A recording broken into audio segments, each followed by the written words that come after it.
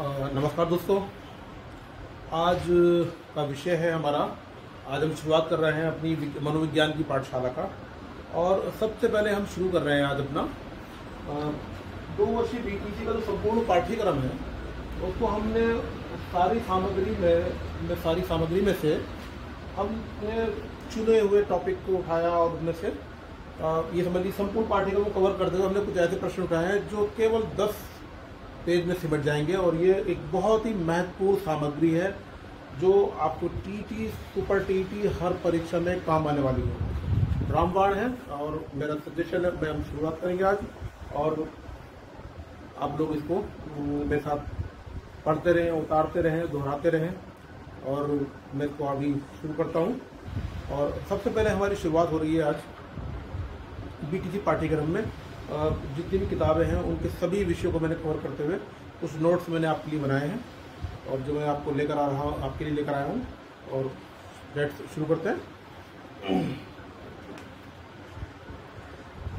दोस्तों। इसमें हम शुरुआत कर रहे हैं। ये इसको आप ये ना देखिएगा कि ये कहाँ से प्रश्न किया गया है। बहरहाल पूरा सिस्टम और पूरे सिलेबस को कवर किया गया है। तो सबसे पहले जो महत्वपूर्ण तारीखें हैं, डेट्स हैं, तो महत्वपूर्ण डेट्स हैं हमारी, हम उसको ले रहे हैं। और इन डेट्स में ये है जैसे कि संपूर्ण साक्षरता अभियान कहाँ से शुरू हुआ? केरल के एर्नाकुलम जिले से शुभारंभ हुआ। हम इसको शुरुआत करते हैं नंबर 1। संपूर्ण साक्षरता अभियान ये कहाँ से शुरू हुआ है? केरल के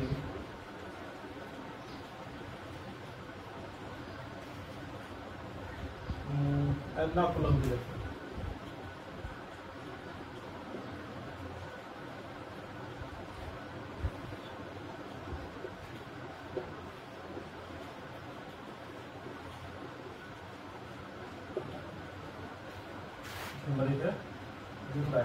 दोस्तों ये सामग्री वो है जिससे मैं खुद पढ़कर टीचर बना हूँ। टीटी क्वालिफाई किया है, सुपर टीटी क्वालिफाई किया है, तो इसलिए ये सब मेरा हैंडमेड है। और ये सबसे पहले मैं आपको ये पढ़ा रहा हूँ कि ये मेरे लिए बहुत इंपॉर्टेंट चीज़ है। मैं चाहता हूँ कि आप भी इसको पढ़ें। ये गागर में सागर है। आते हैं दूरदर्शन का पहला रंगीन प्रसारण। दूरदर्शन का पहला रंगीन प्रसारण कब हुआ? डेट नोट कर लीजिए।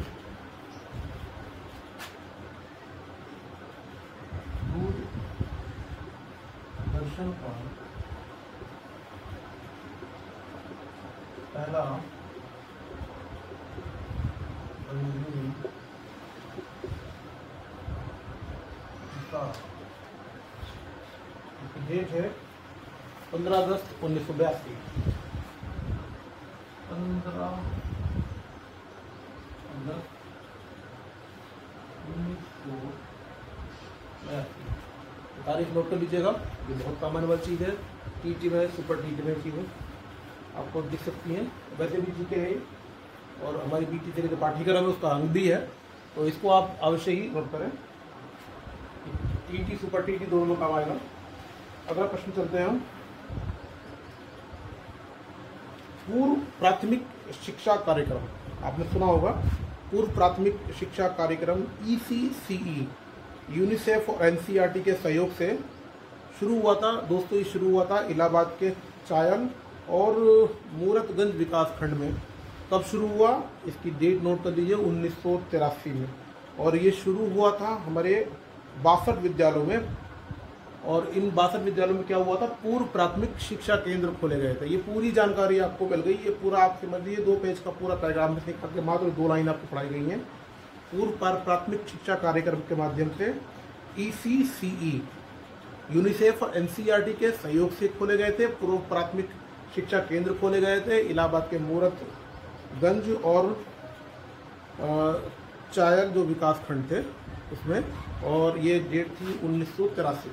इसको नोट कर देता हूँ, इसको मिटा रहा हूँ और आपने देख लिया हो, देख लीजिएगा इसको। चाहे तो स्क्रीन आप इसका स्क्रीनशॉट ले सकते हैं, कोई दिक्कत नहीं है। स्क्रीनशॉट लीजिएगा और अपने पास रखिएगा।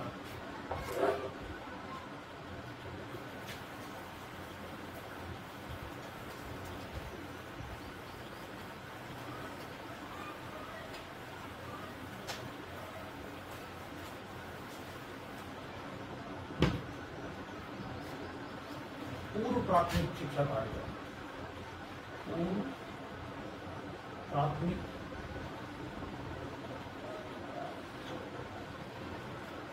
शिक्षा कार्यक्रम,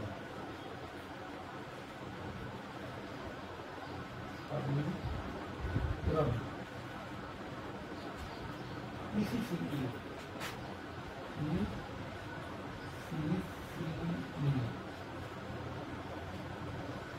तो ये था NCERT और UNICEF के सहयोग से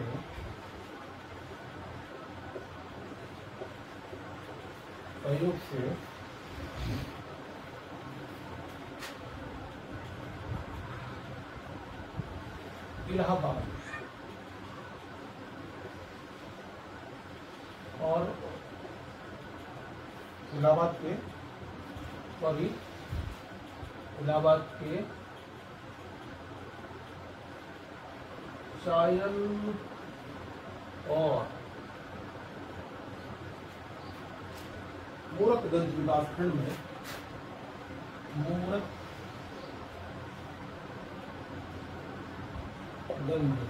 यह है नंबर 3 विकास खंड में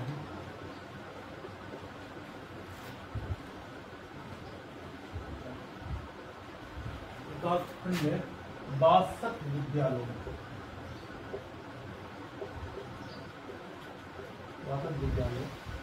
में पूर्व प्राथमिक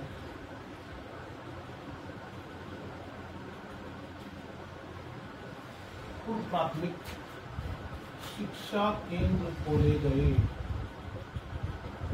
शिक्षा केंद्र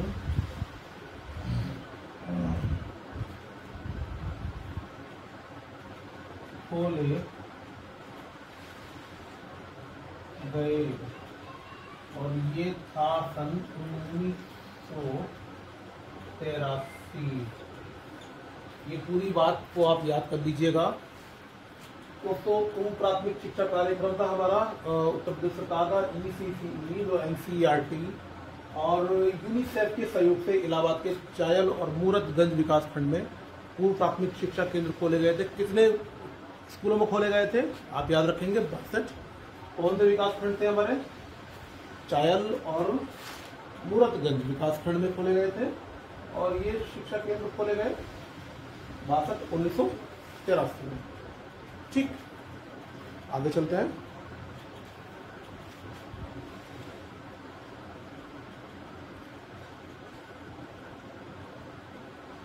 इनसेट का नाम सुना होगा आपने।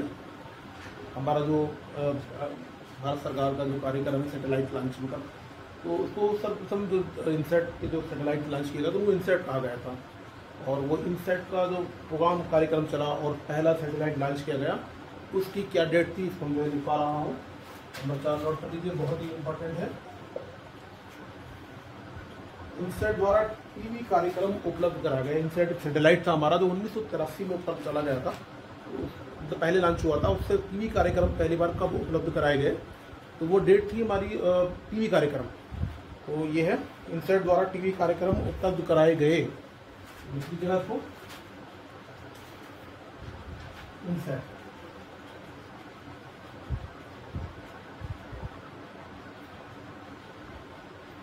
द्वारा पहली बार टीवी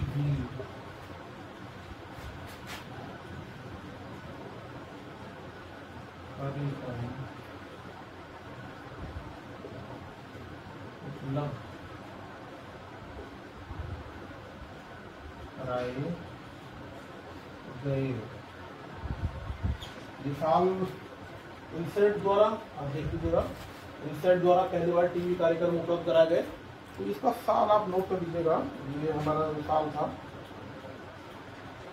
1983। तो यहाँ लिख लेंगे हम 1983 83 में आप इसका स्क्रीनशॉट ले सकते हैं दोस्तों।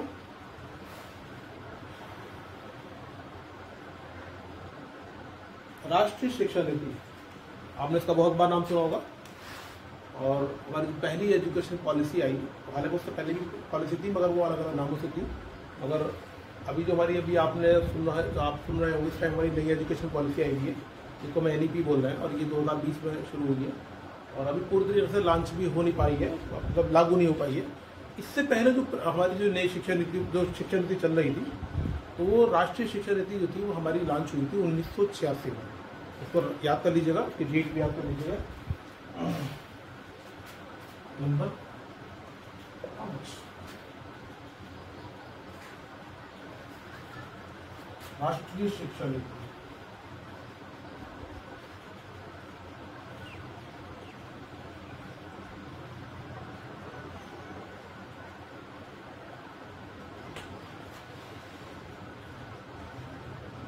ये आई थी 1986 में, ठीक है।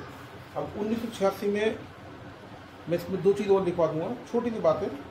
इसमें हुआ क्या था, 2 चीज़ मैंने इसकी, एक तो इसका उद्देश्य क्या था कि सभी के लिए शिक्षा, एजुकेशन फॉर ऑल, यानी सबके लिए शिक्षा। तो हमारा जो सर्व शिक्षा अभियान आया या DPP प्रोग्राम आए थे 1997 में, 1997 में, सब इसी के तहत काम कर रहे थे। तो इसका उद्देश्य मैं लिखवा रहा हूँ, छोटा सा यहीं पे लिख देता हूँ, इसको याद भी कर लीजिएगा। इसका उद्देश्य था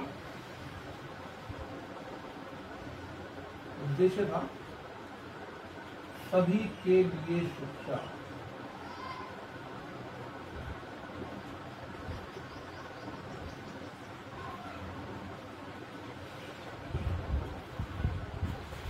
दोस्तों मैं आपसे रिक्वेस्ट करूंगा, जिस तरह से ये नोट्स बना रहा हूँ, आप इसके लिए अलग अलग एक कॉपी बना लीजिए छोटी सी, ठीक है।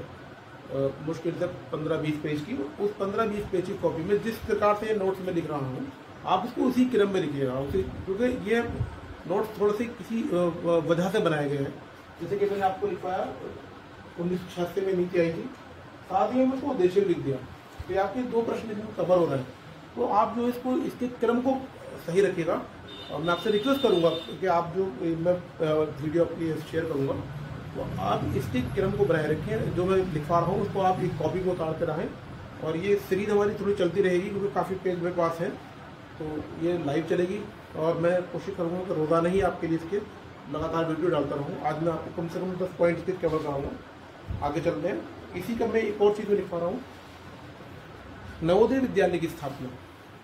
आपने बहुत सुना होगा नवोदय विद्यालय, और मैं समझता हूँ कि हमारे हर क्या कहते हैं ज़िले में एक नवोदय विद्यालय स्थापित है। तो जाहिर सी बात है, आप नवोदय विद्यालय की स्थापना कब हुई, ये एक प्रश्न है।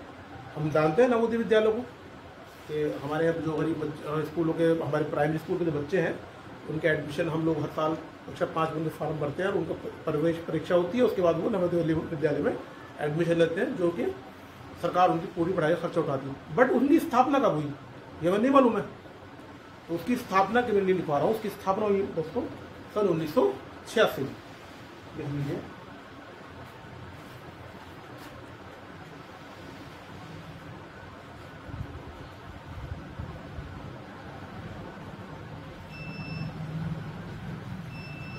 नवोदय विद्यालय की स्थापना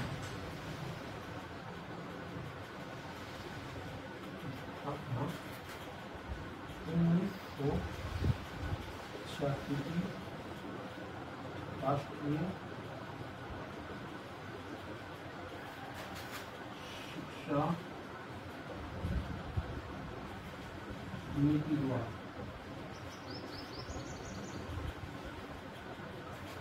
कहने का मतलब ये 1986 की जो हमारी राष्ट्रीय शिक्षा नीति आई, उसका उद्देश्य था सभी के लिए शिक्षा।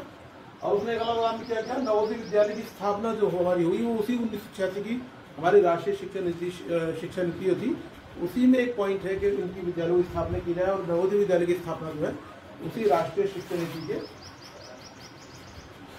जो मतलब पूरा करने के लिए इन विद्यालयों की स्थापना की गई। तो आप समझ में आ गए होगा आपको, इसको काम लीजिएगा, स्क्रीनशॉट ले लीजिएगा चाहे, आज वहाँ हूँ। चलिए आगे चलते हैं।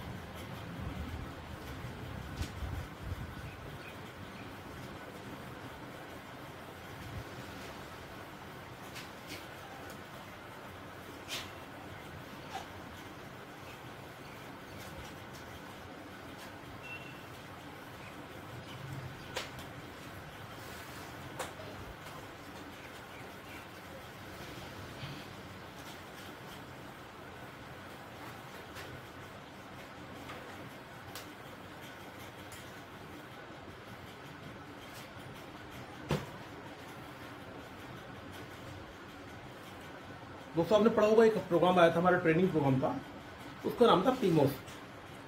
तो ये पीमोस्ट कार्यक्रम हमारा कब आया था, इसके बारे में हम पढ़ लेते हैं। ये हमारा 6वां नंबर है, पीमोस्ट।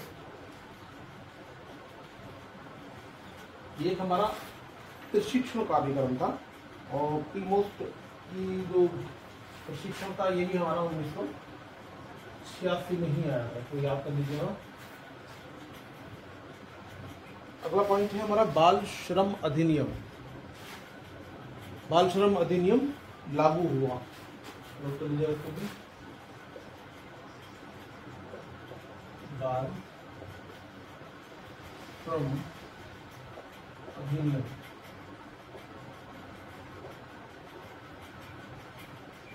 बाल श्रम अधिनियम कब लागू हुआ? ये आया सर, ये भी 1986 में आया। सब डेट मैंने एक साथ कर दिए। अब आपको कोई परेशानी होगी 1986 में क्या क्या काम हुए हैं वो आप इस यहाँ से उतार सकते हैं। और देखिएगा, प्रोण साक्षरता कार्यक्रम, आगे नंबर लिख लीजिए।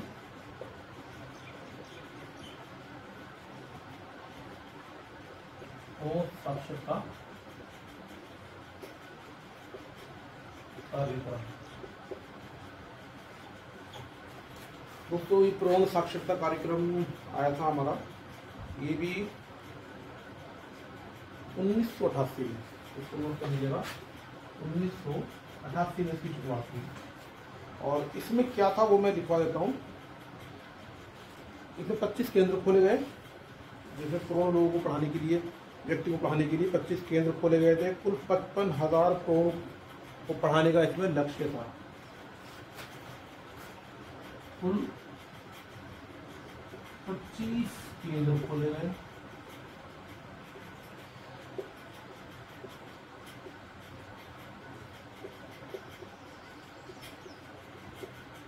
लक्ष्य क्या था इसका? इसका लक्ष्य था 55,000 करोड़ को पढ़ाने का लक्ष्य रहता है। 55,000 करोड़ को साक्षर करना।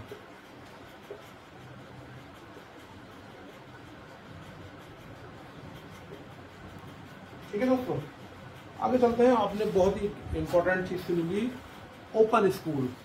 तो आपको आजकल हमारे यहाँ बोलते हैं NIOS, national institute of open schooling. आपने बहुत से लोगों ने इससे शिक्षा प्राप्त की होगी, और ये पूरे भारत में नहीं बल्कि हमारे गल्फ कंट्रीज में भी इसके शिक्षा केंद्र को खुले हुए हैं। और इसका जो मुख्यालय हमारा नई दिल्ली में है, और अलग अलग रीजनल मुख्यालय बने हुए हैं, हमारे उत्तर प्रदेश में भी है। तो दोस्तों ये NIOS यानी नेशनल ओपन स्कूल की स्थापना कब हुई, तो इसके बारे में पढ़ेंगे। चलिए लिख लेते हैं, NIOS की स्थापना। और NIOS में प्रवेश के लिए सिर्फ एक ही वो है, आप कोई भी उसके अंदर प्रवेश ले सकता है, बस उसकी न्यूनतम आयु 14 वर्ष से कम ना हो। NIOS में प्रवेश भारत का कोई भी व्यक्ति किसी भी अवस्था में किसी भी आयु में प्रवेश ले सकता है। बस केवल एक ही उसका नियम है कि उसकी आयु कम से कम 14 वर्ष अवश्य हो। इसके बारे में पढ़ लेते हैं, लिख लेते हैं।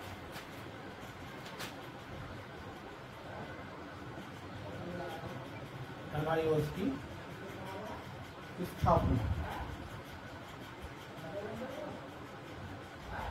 हुई थी साल 1989 में, 1989 में इसकी स्थापना हुई। लिख लीजिएगा 1989। और इसमें प्रवेश हेतु जो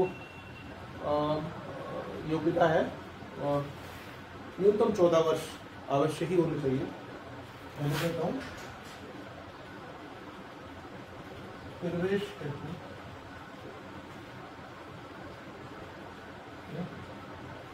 न्यूनतम 14 वर्ष आयु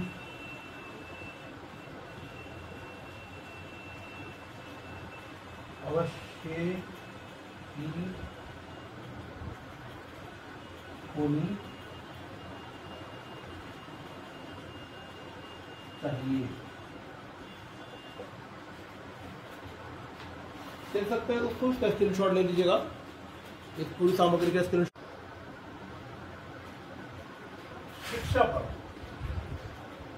शिक्षा पर थाईलैंड शिक्षा पर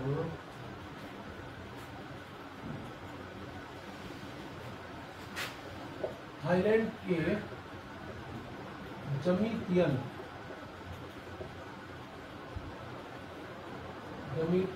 नगर में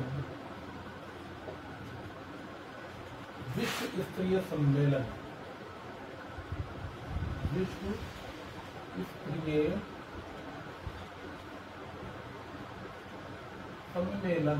ये सम्मेलन कब हुआ था? ये हुआ था 1990 में। ठीक है, ये 10 पॉइंट मैंने लिखे हैं और ये सुपर टीईटी की तैयारी कर रहे हैं हमारे दोस्तों के लिए। रामायण सामग्री है, इंशाअल्लाह ताला प्रतिदिन आपके सामने हाजिर होता रहूँगा। और आज ये 10 पॉइंट मैंने लिखवा दिए हैं और कोशिश करूँगा इनको आप इनसे लाभान्वित होंगे, इनको उतार लीजिएगा और स्क्रीनशॉट ले लीजिए। जल्दी नेक्स्ट वीडियो में हाजिर होंगे और इससे आगे हम कंटिन्यू करेंगे। और आपसे रिक्वेस्ट है, मेरे इस चैनल को ज्ञानवीर सलमान को आप सब्सक्राइब करें कृपया करके, ताकि मेरा हौसला बना रहे और मैं आपके लिए अच्छी अच्छी सामग्री कंटेंट लेकर आता हूँ। तो इसको सब्सक्राइब करिए। और हमारे और जो बीटीसी वाले बंधु हैं, शिक्षा मित्र बंधु हैं, जो डीएलएड कर आए हैं या ओपन से डीएलएड कर आए हैं, उन सभी को इसको लिंक को शेयर करिए ताकि ज़्यादा से ज़्यादा लोग लाभान्वित हो सकें और फ़ायदा उठा सकें। दोस्तों, सुपर टीईटी की तैयारी के लिए रामायण सामग्री आपके लिए मैं लेकर आ रहा हूँ। तो प्यार बनाए रखिए, दुआ में याद रखिए। आपका दोस्त, खुदा हाफिज़, जय श्री राम, राम राम और सत श्री अकाल। ठीक है दोस्तों, नमस्कार।